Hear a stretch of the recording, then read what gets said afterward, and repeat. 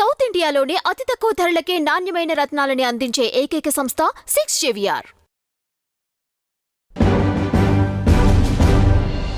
రవళి గారు, హరిత గారు ఎప్పుడైనా సరే మీ దగ్గరకు వచ్చి అమ్మ ఇట్లా జరిగింది, ఇట్లా ఇబ్బంది పడ్డామని ఎప్పుడైనా చెప్పుకున్న సందర్భాలు ఉన్నాయా?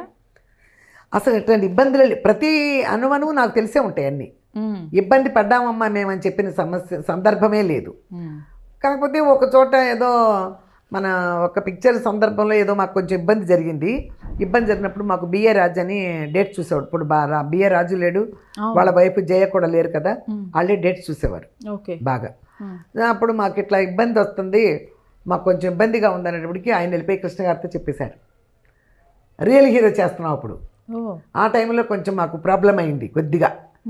అప్పుడు మేము మేనేజర్తో చెప్పాం, ఇలా ప్రాబ్లంగా ఉంది, ఆయన కూడా లేడని కూడా చచ్చిపెడతారు. ఏం జరిగిందమ్మా? ఏదో ఎవరో ఏదో అన్నారు, మామూలుగా ఉంటారు కదా ఇండస్ట్రీ అంటే, ఏదో అన్నారు. ఏంటండి ఇలా అంటున్నాడు అది ఇదని నేను చెప్పేశాను. ఆయన వెళ్ళి కృష్ణ గారితో చెప్పేశారు.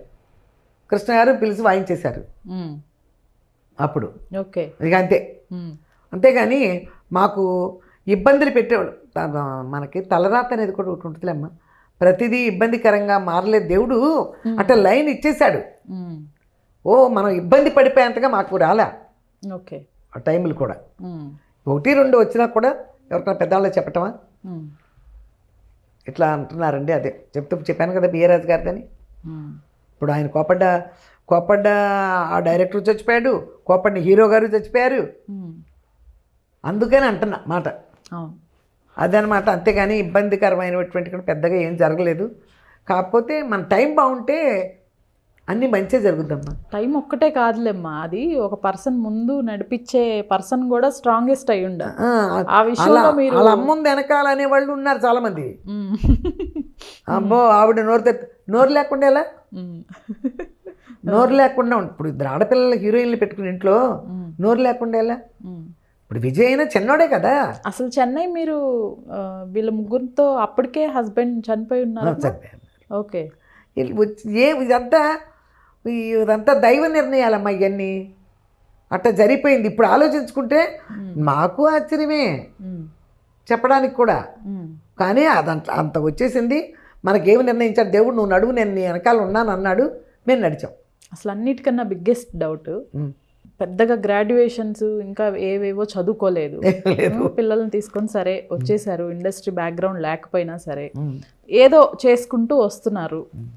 అసలు ఏ నాలెడ్జ్తో, ఎవరిని చూసి మీకు ఈ మనీ సేవింగ్స్ కానివ్వండి, ఇంత జాగ్రత్త అప్పటి నుంచే భయంతోనా, లేకపోతే ఎలా వెళ్ళారు అసలు ముందుకి?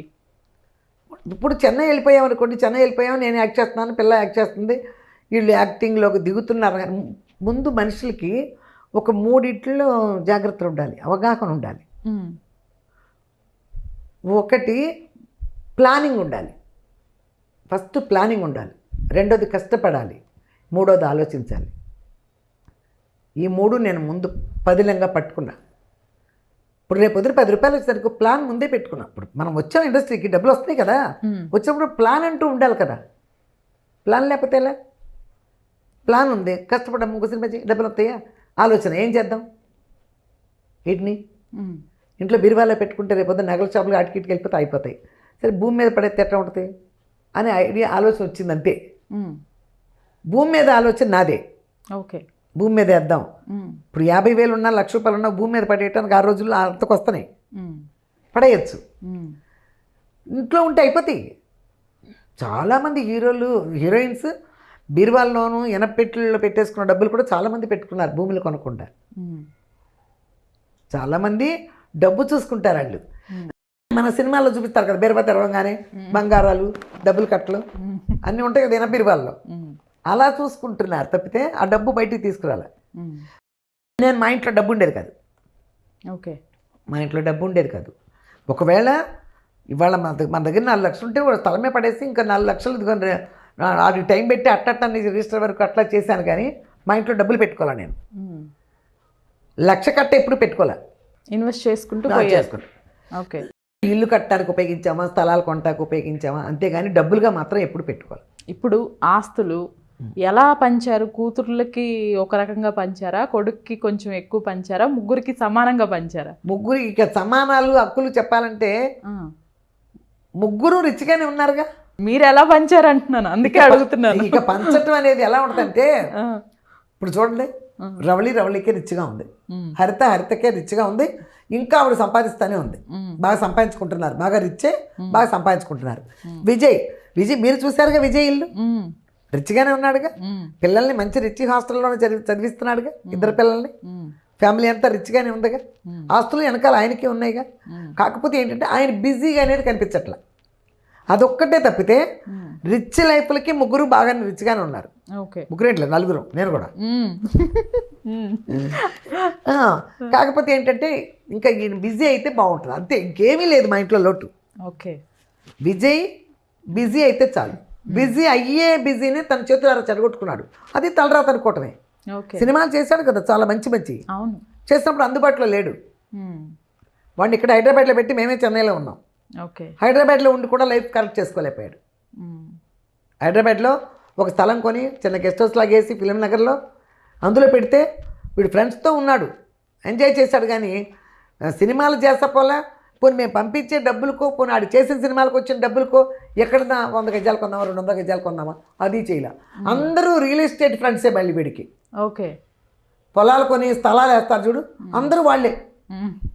వీటి దగ్గరికి వచ్చి కూర్చునే వాళ్ళు అందరూ వాళ్ళే. ఉమ్. ఉమ్. ఇటు కావాలంటే అక్కడొక 500 గజాలు అక్కడొక అడ్వాన్స్ ఎవరికైనా ఇంత తెచ్చి పెట్టుకోవచ్చు, అది చేస్తాడికి లేదు. ఓకే. నాకు ఆ టైంలో చెప్పలే, కొన్ని కొనుక్కొని అక్కడ నేను మళ్ళీ పంపిస్తూ ఉంటానంటాకి, వాళ్ళు రియల్ ఎస్టేట్ వాళ్ళని నాకు చెప్పలే. చేతులారా పాడు ఆడపిల్లని అయితే చేతిలో పెట్టి కూర్చుంటామమ్మా, మా అడుగుజాడల్లో నడువని. మగపిల్లని ఎట్ట పెట్టి కూర్చుంటాం, ఒక్కడే వదిలేసాం కదా. అన్నీ అక్కడి నుంచి నూనె ప్యాకెట్లతో సహా వచ్చాయి, ఫ్లైట్లో వేసుకొచ్చేవాళ్ళం, షూటింగ్లకు వస్తా సరుకులు మొత్తం అట్టపెట్లు. ఆ రోజు ఫ్లైట్లో బోర్డు తెచ్చేవాళ్ళం, ఇప్పుడు ఏమి పట్టుకెళ్ళవట్లేదు, వండిన కూరలు కూడా తెచ్చిదాన్ని చెన్నై నుంచి. మరి అన్నీ వచ్చాయి, ఇక్కడ కూర్చొని సినిమాలు చూసుకోమంటే సినిమాలు చూసుకోవాలా, ఏం చేసుకుంటాను ప్రాపర్టీలు, అసలు నాకు ఇష్టం లేదు. ఉండాలి కదా. ఎందుకు, ఇప్పుడు పిల్లలు ఇస్తున్నారుగా నాకు. వాళ్ళు రేపొద్దున తిన్నన్నాళ్ళు తినేసి మనతో పని చేసుకుని ఇవ్వకుండా కుటుంబం కాదు మాది, అలా కాదు నా పెంపకం. నేనంటే వాళ్ళని ఎంత జాగ్రత్తగా నేను పెంచుకొచ్చానో నా మీద కూడా అదే కన్సర్న్ వాళ్ళకు ఉంది కదా. నేను ఉన్నంత వరకు వాళ్ళకి ఆ మర్యాద కన్సర్న్ ఉండాల్సిందే. ఇప్పుడు మీరు ఉంటున్న ఇల్లు కూడా మీ పేరు పైన లేదా? లేదు. ఎందుకు నా పేరు మీద? నా పేరు ఇప్పుడు ఇంత వయసు వచ్చిన తర్వాత ఆస్తులు వెనకాల లెక్కేసుకుంటే దేనికి? మళ్ళీ ఆ లెక్కలు నాకు లేనిపోయి లెక్కలు అంతే అంట. ఈ ఆస్తి అమ్మో ఇది ఇవ్వలేదు అంటారు, అది ఇవ్వలేదు అని గోలంతా నాకు ఎందుకు? పిల్లలు మనాళ్లే, కానీ సమస్యలు వస్తూ ఉంటాయి. ఆస్తులు నా దగ్గర పెట్టుకుంటాయి, నాకు ఇష్టం లేక అలా ఇచ్చేసాను. నాకు సరిపడా వాళ్ళు ఇస్తారు. ఇప్పుడు నేను ఎవరికి పెట్టక్కర్లా కొత్తగా. 10వ 12వ నేను దాచుకున్నా కూడా పిల్లలకేం పెట్టక్కర్లా, మనవాళ్ళకో వాళ్ళకి ఏదన్నా చేస్తాకుంటాయి. ఓకే, అంతే. పిల్లలకి పెట్టేదే ఉంది. ఇంకా నేను కన్న వాళ్ళకి నేనేమి ఇచ్చేయలేదు. నా దగ్గర పైసా 6 పైసా ఉన్నా కూడా పిల్లలు ఉన్నారు కదా. అప్పుడే వీళ్ళకి 2 ఉన్నారు, వాళ్ళిద్దరు 6 ఉన్నారు. అప్పుడే ఇంకా బాగా రిచ్గా ఉన్నారని వాళ్ళకి 4కి 4 పదులు ఇచ్చాను అనుకో, 4 పదులు ఇద్దరికి చెరొక 30 అట్ట ఇస్తా, చెరొక 20 అట్ట. ఓకే. ఈ పిల్లలకి కొడుకు బిడ్డలు అనేది వీడికి ఒక ఇది ఉంటుంది. అంటే అంత రిచ్లో లేదు, ఇప్పుడు సంపాదించట్లేదు కాబట్టి వీడు. ఓకే, వీడు కూడా మామూలుగా సంపాదించేసాడు అనుకో, అది నాకు అవసరం లేదు. సంపాదించట్లేదు కాబట్టి ఆ వెసులుబాటు కల్పిస్తా వీడికి. వాళ్ళకి తలకు 10 రూపాయలు వాళ్ళకి ఇస్తే తలకు 20 రూపాయలు వీళ్ళకి ఇస్తా అట్ట. ఓకే, అంతేగాని అసలు నా దగ్గర ఉన్న 100 రూపాయలు ఆ కొడుకు బిడ్డలకే పెట్టేసుకుంటుంది అన్నట్టు ఉండదు. వాళ్ళు బిడ్డలే కదా.